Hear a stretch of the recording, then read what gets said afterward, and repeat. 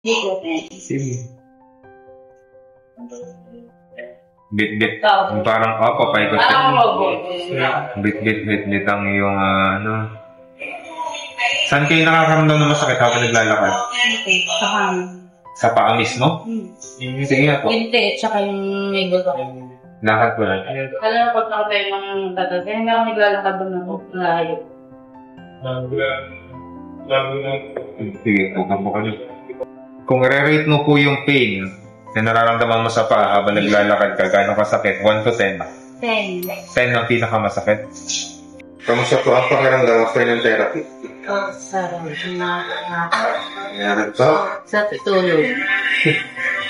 Lakad nga po ulit sa nagaan. Kamusta ang lakad niya? Iba.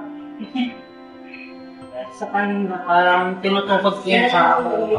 Ngayon, sabi mo kanina, number 10 na masakit habang nilalakad. Ngayon po, habang nilalakad. Ngayon ko yung sakit.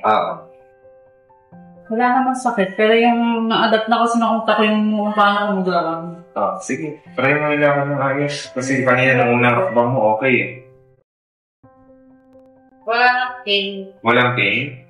Hindi Nilakad mo ako po. Sige.